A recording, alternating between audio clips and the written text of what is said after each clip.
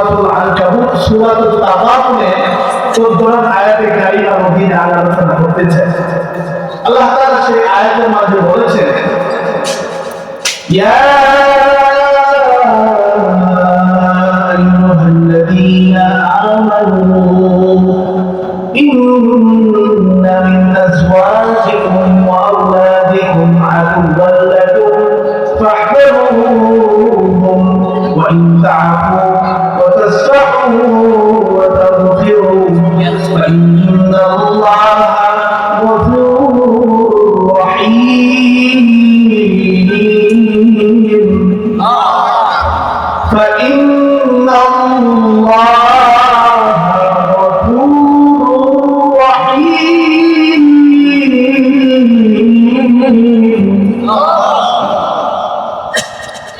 আল্লাহ রাব্বুল আলামিন এই আয়াতের মাঝে ঈমানদারদেরকে ডেকে বলছেন, হে ঈমানদার, খুব স্নেহের সাথে মায়া করে মহব্বত করে বলছেন, হে ঈমানদাররা, তোমাদের স্ত্রীদের মধ্য থেকে, তোমাদের সন্তানদের মধ্য থেকে, তোমাদের কিছু কিছু সন্তান, কিছু কিছু স্ত্রী এবং তোমাদের অধীনস্থ যারা আছে তাদের মধ্য থেকে কেউ কেউ তোমার শত্রু হবে, আদুওয়ান লাকুম, দুনিয়াতেও শত্রু হবে, আখিরাতেও শত্রু হবে।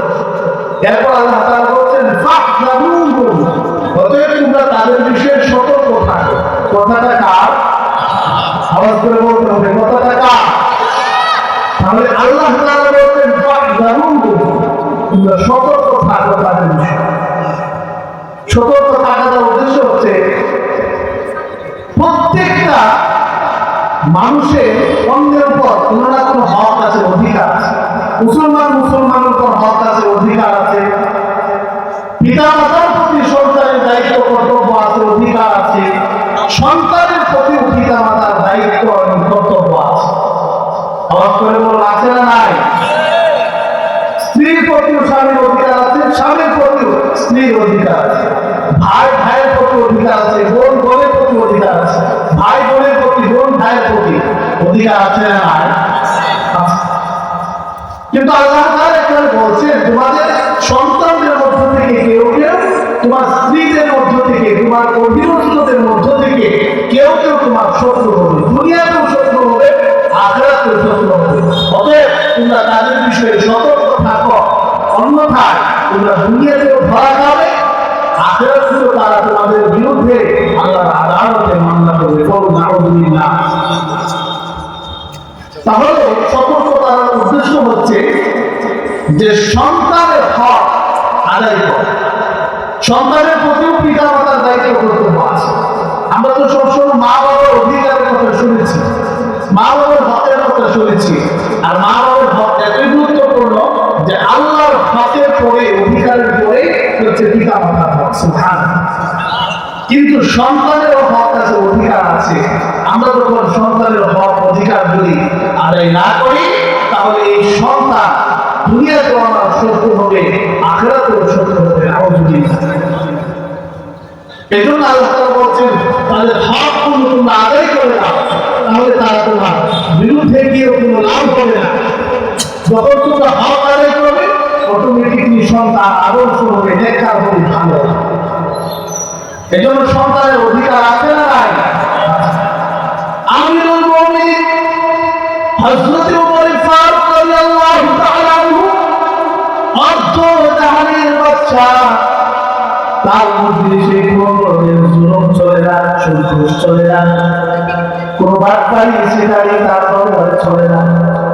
আমিরুল মুমিনিন অর্ধ জাহানের বাদশা, একজন পিতা আমিরুল মুমিনিনের দরবারে এসে বলছেন, হে আমিরুল মুমিনিন, আমার সন্তান, আমার কলিজার টুকরা সন্তান, যে সন্তানের জন্য আমি আমার জীবন উৎসর্গ করেছি, আমি নিজে না খেয়ে আমার সন্তানকে আমি খাইয়েছি।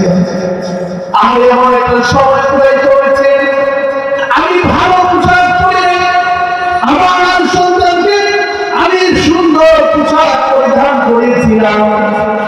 আজকে সেই সন্তান, আমি বাবার খবর নেই না, খোঁজ খবর নেই না। আমার এই দরবারটা হলো আমিরুল মুমিনিনের। কেউ জুলুম করবে, সন্তান পিতার উপর জুলুম করবে, কল্পনা হতে পারে না। অর্ধ জাহানের বাদশা আমিরুল মুমিনিন চাঁদের উপর বসে শাসন করছে। অর্ধ জাহান, স্পেশাল কোনো অফিস নেই, স্পেশাল কোনো ফোর্স নেই, কোনো বাহিনী নেই।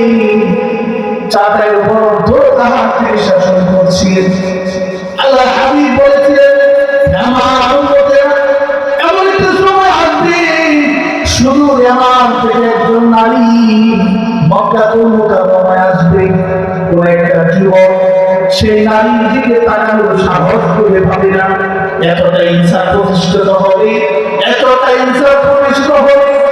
সে আমিরুল মুমিনিনের দরবারে পিতা এসে যখন বলছেন, সন্তানের বিরুদ্ধে যখন নালিশ করছেন, অভিযোগ করছেন, আমিরুল মুমিনিন বলছেন, সেই সন্তানকে আমার দরবারে উপস্থিত করো। সন্তান উপস্থিত হয়েছে। আমিরুল মুমিনিন হযরত ওমর ফারুক রাদিয়াল্লাহু তাআলা বলছেন, হে সন্তান, আমি শুনেছি তুমি নাকি তোমার পিতার বিরুদ্ধে আচরণ করো, কথা বলো, খারাপ কথা বলো, তুমি নাকি তার হক অধিকার আদায় করো না। সন্তান বলছে, হ্যাঁ হ্যাঁ, যা শুনেছেন কথা সঠিক, কিন্তু আপনার কাছে আমার জানার বিষয় নেই।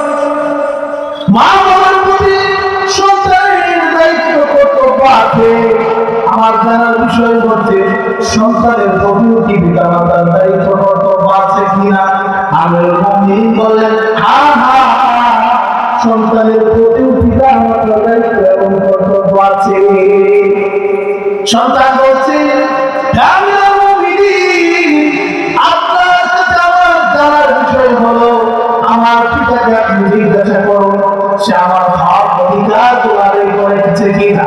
আমিরুল মুমিনিন পিতাকে লক্ষ্য করে বলছেন, হে পিতা, তুমি কি সন্তানের অধিকার আদায় করেছো, হক আদায় করেছো? সে বলছে, হ্যাঁ আদায় করেছি। সন্তান বলছে, না না, আমিরুল মুমিনিন, আমার হক অধিকার সে আদায় করে নাই। এক নম্বর হক ছিল সে আমার জন্য একজন দিনদার নেককার স্ত্রী গ্রহণ করবে, আমাকে একজন আদর্শ মা দিবে। যে মা যখন ভালো হবে, সন্তান কিছু ভালো হবে। আমার পিতা এমন একজন নারীকে বিবাহ করেছে যে পর্দা করে না, যে নামাজ পড়ে না, রোজা রাখে না, একজন নর্তকীকে বিবাহ করেছে। অতএব সেই নর্তকীকে বিবাহ করার কারণে আমি যখন জন্মগ্রহণ করেছি, সেই মা সঠিক শিক্ষা দেয়নি, দিনের শিক্ষা দেয় নাই, কুরআন হাদিসের শিক্ষা না দেওয়ার কারণে আমিরুল মুমিনিন আজকে আমি আমার পিতামাতার হক অধিকার আদায় করতে পারছি না। আমিরুল মুমিনিন বলছেন, হে পিতা, আমি তো দেখছি তুমি সবচেয়ে বড় অপরাধী। এই জন্য সন্তানের হক এবং অধিকার আছে না নাই? এক নম্বর হক হচ্ছে যে সন্তানকে একজন নেককার মা, তাকওয়া পরহেজগার মা দিতে হবে, তাহলে সন্তান ভালো হবে। আরবিতে একটা প্রবাদ আছে, ইন্নাকা লা তাজনি মিনাশ শাওকি ইনাবা। যদি আপনি কাঁচা গাছ লাগান, তাহলে সেখান থেকে যেমন আঙ্গুর আশা করা যায় না, আঙ্গুর ফল আশা করা যায় না, ঠিক ভাবে আপনার স্ত্রী যদি ভালো না হয়, তাহলে তার থেকে আদর্শ সন্তান আশা করে। মার ভূমিকা সন্তান আদর্শ হওয়ার ক্ষেত্রে মার ভূমিকা অনেক বেশি পিতার চেয়ে বেশি। কারণ পিতা সবসময় বাহিরে থাকেন, বিভিন্ন কাজ করতে ব্যস্ত থাকেন, মার কাছ থেকে সে তার কথা সবকিছু সে শিখে। এজন্য বলা হয় মাতৃভাষা। মোতার হাজির, এজন্য এক নম্বর হক হচ্ছে দিনদার স্ত্রী গ্রহণ করা, তাহলে আদর্শ সন্তান। কিভাবে আমরা আদর্শ সন্তান লাভ করবো, কিভাবে আমরা একটা স্ত্রী পাবো? আল্লাহ রাব্বুল আলামিন পবিত্র কোরআন কারীমে সূরা ফুরকানের মধ্যে পরিষ্কার ভাবে আল্লাহ রাব্বুল আলামিন একটা স্ত্রী সন্তান পাওয়ার ক্ষেত্রে আল্লাহর কাছে কিভাবে দোয়া করতে হবে আল্লাহ তাআলা শিখিয়েছেন। যা পড়েন আমার সাথে ধরে ঘুমিয়ে পড়ুন, রব্বানা হাব লানা মিন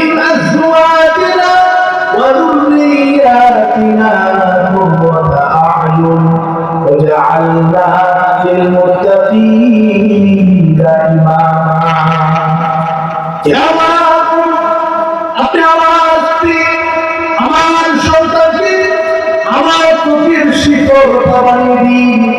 যে সন্তান আমার কথা শুনবে, যেই সন্তান আদর্শে আদর্শবান হবে, কোন সময় পিতা মাতা অবাধ্য হবে না, কোন সময় এমন স্ত্রী দান করুন যে স্ত্রী থেকে আদর্শ সন্তান হবে, যে স্ত্রী কখনো স্বামী অবাধ্য হবে না, এরকম একজন তাকওয়াবান পরহেজগার স্ত্রী দান করুন, আমাকে একজন সন্তান দান করুন। এই জন্য হযরতে ইব্রাহিম আলাইহিস সালাম আল্লাহ তাআলার কাছে শেষ পরিশেষে বলেছিলেন, রব্বি হাবলি মিনাস সালিহিন। হযরত ইব্রাহিম আলাইহিস সালাম আল্লাহর কাছে বলেছিলেন, হে আমার প্রভু, শেষ পরিশেষে বলতেছি, হে আমার প্রভু, আপনি আমাকে নেককার সন্তান দান করুন। শুধু সন্তান চান তিনি, তিনি বলেছেন নেককার আদর্শ সন্তান আমাকে দান করুন। আদর্শ সন্তান যখন হবে, আমি আপনি দুনিয়া থেকে বিদায় গ্রহণ করব, ওই সন্তান দুনিয়াতে চলাফেরা করবে, ব্যবসা করবে, নেক আমল করবে, প্রত্যেকটা নেক আমলের সওয়াব আমি কবরস্থ হওয়ার পরে আমার কবরে পৌঁছাতে থাকবে। এই জন্য আল্লাহ হাবিব বলেছেন, তোমরা যখন দুনিয়া থেকে বিদায় গ্রহণ করবে, তিনটা আমলের সওয়াব জারি থাকবে। এক নাম্বার হচ্ছে, তুমি যদি কোনো ভালো সৎকারে জারিয়া কাজ করে যাও, মসজিদ মাদ্রাসার মতো ভালো গুরুত্বপূর্ণ কাজ করে যাও, জনসেবা কল্যাণমূলক ভালো কাজ করে যাও। দ্বিতীয় নাম্বার হচ্ছে, কোন লিখনি বই যদি লিখে দাও, তার মাধ্যমে মানুষ উপকৃত হবে। তৃতীয় নাম্বার হচ্ছে, এমন একজন আদর্শ সন্তান, যে সন্তান ভালো কাজ করে মানুষরা যে ভালো বলে, সেই সন্তান যত আমল করবে তার সব তোমার কবরে পৌঁছাতে থাকবে। ইব্রাহিম আলাইহিস সালাম যখন আল্লাহর কাছে বলছিলেন, রব্বি হাবলি মিনাস সালিহিন, একজন নেককার সন্তান। আল্লাহ তাআলা হযরত ইব্রাহিম আলাইহিস সালামকে কেমন নেককার সন্তান দান করেছিলেন? হযরত ইব্রাহিম আলাইহিস সালাম আল্লাহর কাছে বলছিলেন, আমার প্রভু নেককার সন্তান দান করুন। আল্লাহ তাআলা বলেন, ফাবাশশারনাহু বিগুলামিন হালিম। আমি তোমাকে একজন আদর্শ নেককার, তোমাকে সন্তান দান করে দিলাম। সেই সন্তান যখন পরিণত বয়সে পৌঁছাল, ফালাম্মা বালাগা মা'আহু সা'য়া ক্বালা ইয়া বুনাইয়া ইন্নী আরা ফিল মানাম আন্নী আযবাহুকা ফানজুর মাযা তারা। ইব্রাহিম আলাইহিস সালাম বলেন, হে আমার আদর্শ সন্তান, হে আমার পরিণত পুত্র, আল্লাহ তাআলা আমাকে ওয়াদা করেছেন, নির্দেশ করেছেন, আমি যেন তোমাকে জবাই করি।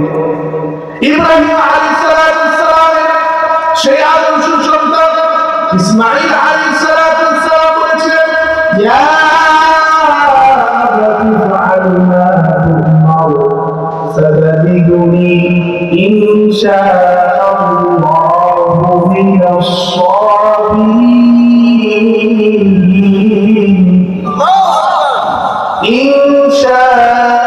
ইনশাআল্লাহু মিনাস সাবিরিন।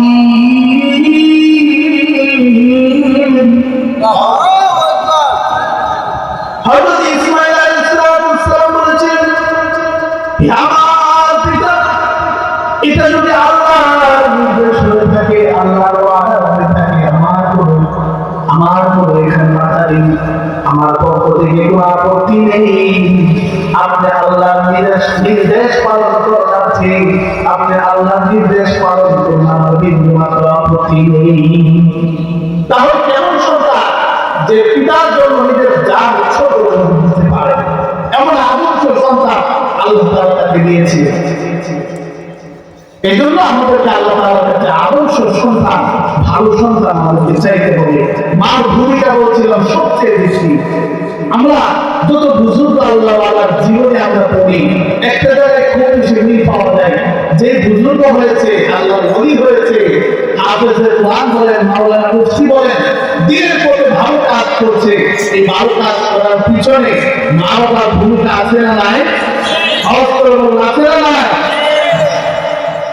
ভারতের জমিনের একজন বুজুর্গ আল্লাহওয়ালা কুতুবউদ্দিন বখতিয়ার কাকি রহমাতুল্লাহি আলাইহি, আহারে তিনি এমনি বুজুর্গ হন নাই, ছোট মানুষ ছিলেন, মাদ্রাসায় পড়াশোনা করতেন।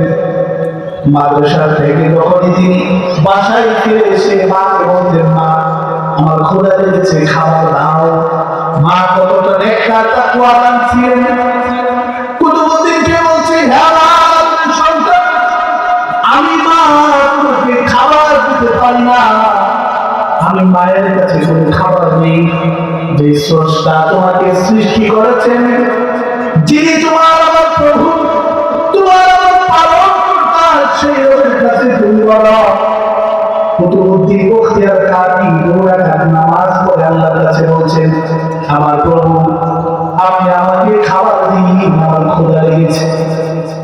এদিক দিয়ে মা খাবার এনে দিয়েছেন, কুতুবউদ্দিনকে শিক্ষা দিয়েছেন, আমার সন্তান তুমি যখন কোনো বিপদে পড়ে যাবে, মুসিবতে পড়ে যাবে, তোমার যখন কোনো কিছুর প্রয়োজন হবে, তখন যার কাছে চাইতে হবে তিনি কে? আরেকটা আওয়াজ করে বলুন, তিনি কে? সে আল্লাহ রাব্বুল আলামিনের তাওয়াক্কুল, আল্লাহর উপর ভরসা। কুতুবউদ্দিন বখতিয়ার কাকির মা ছোট সময় থেকে তাকে শিক্ষা দিচ্ছেন, আমার সন্তান আল্লাহর উপর ভরসা করো, দুনিয়ার কোনো কিছুর বিনিময়ে তুমি কখনো তোমার ঈমান বিক্রি করবে না, দুনিয়ার কোনো কিছুর বিনিময়ে তুমি তোমার ইসলামকে তুমি বিক্রি করতে পারো না। তোমার যা কিছু প্রয়োজন পড়বে সব কিছু তুমি তোমার স্রষ্টা আল্লাহ রাব্বুল আলামিনের কাছে চাইবে। আপনার সীমান্তবর্তী এলাকার মানুষ আজকে দেখেন বিভিন্ন এনজিও এলাকায় কাজ করছে, ছোট ছোট কচি কাঁচা সরলমানা মুসলমানদের সন্তানদেরকে তারা এই কথা বুঝাচ্ছে। ঈসাই মুসলমান বিভিন্ন নামে তারা ছোট ছোট মাসুম বাচ্চাদেরকে বোঝাচ্ছে যে আল্লাহ তারা খাবার দিতে পারে না, তোমরা আল্লাহর কাছে খাবার চাও। তারা চোখ বন্ধ করে আল্লাহর কাছে খাবার চায়, খাবার নেই। ঈসার কাছে চাও, এটা বলতে সাথে সাথে চোখ বন্ধ থাকে, ছোট ছোট বাচ্চাদের সামনে তারা বিস্কিট খাবার দিয়ে দেয়।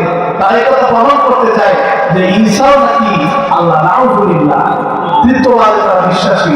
ওদিকে আমি যাচ্ছি না, বলছিলাম যে সেই সন্তানদেরকে ছোট সময় থেকে তাদেরকে নাস্তিক বানিয়ে দিচ্ছে, ঈমান হার করতেছে। এই জন্য সন্তানদেরকে আদর্শ শিক্ষা দিতে হবে, ছোট সময় থেকে তাদেরকে ভালো শিক্ষা দিতে হবে। ধরেন একটা উদাহরণ দিয়ে আমি বুঝাই, আপনি একটু কষ্ট করে যাবেন না, যারা আছেন তোমাদের যারা আছেন যাবেন ইনশাআল্লাহ, একটু হাত এটা আপনি তো আগামীকাল হবে না, হবে সামান্য সময় কথা বলছেন, একটু ধৈর্য সহকারে আমি যে বিষয়টা আপনাদেরকে বোঝাতে চাচ্ছি একটু বুঝেন। বলছিলাম যে সন্তান ছোট থাকতে কাদা মাটির মতো থাকে, কাদা মাটি যে সাথে আপনি দিবেন সে অনুযায়ী জিনিস তৈরি হয়। সন্তান যখন ছোট থাকে আপনি তাকে যা শিখাবেন সে তাই শিখবে। ধরেন আটলান্টিক মহাসাগর, বঙ্গোপসাগর মহাসাগরে যদি আপনি টনকে টন দুধ যদি আপনি সেখানে ফেলে দেন, মুহূর্তে সেটা পানির সাথে মিক্স হয়ে একটা কাজ হবে, ঠিক না? কিন্তু এই দুধ থেকেই তৈরি সামান্য মাখন আপনি যদি পানির উপর ছেড়ে দেন তাহলে সেটা দেখবেন পানির উপর ভাসতে থাকবে, ঠিক কিনা? অতএব আপনার সন্তান যখন ছোট থাকে আপনি তাকে দিন শিক্ষা দিলেন, এরপরে সন্তান ডাক্তার হোক, এরপরে সন্তান ব্যারিস্টার হোক, এরপরে সন্তান ইঞ্জিনিয়ার হোক, এই সন্তান আদর্শ ইঞ্জিনিয়ার হবে, এই সন্তান আদর্শ ডাক্তার হবে, এই সন্তান আদর্শ ব্যারিস্টার হবে, ঠিক না? এই সন্তান কোনদিন নাস্তিক হবে না। আজকে আমাদের বলা হয় শিক্ষা জাতির মেরুদণ্ড, আমি বলি হ্যাঁ শিক্ষা জাতির মেরুদণ্ড, কিন্তু ওই শিক্ষা জাতির মেরুদণ্ড যে শিক্ষার মাধ্যমে একজন পথভ্রষ্ট মানুষ, পথ হারা মানুষ সঠিক পথের সন্ধান পায়, একজন আল্লাহ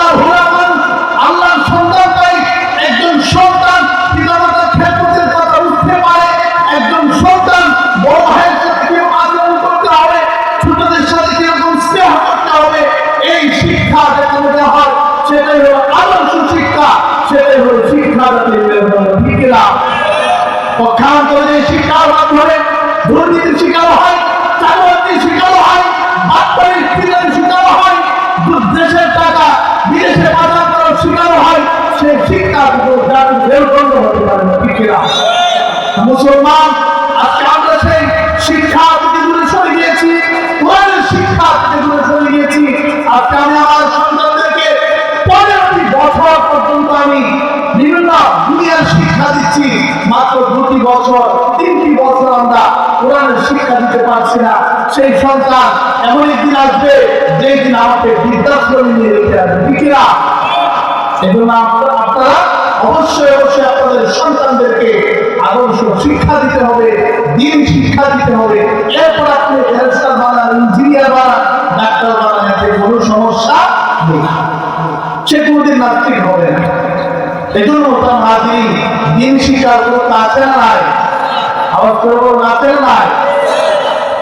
এজন্য আল্লাহ হাবিব বলছেন, বিশ্বনবী মুহাম্মদ রাসূলুল্লাহ সাল্লাল্লাহু আলাইহি ওয়াসাল্লাম বলছেন, তোমার সন্তান যদি হাফেজ কোরআন হয় তাহলে সে শুধুমাত্র একা একা জান্নাতে যাবে, বিষয়টি এমন না। হাফেজ কোরআনকে বলা হয় তিলাওয়াত তাতিল কামা কুনতা তুরাতিলু ফিদ দুনিয়া।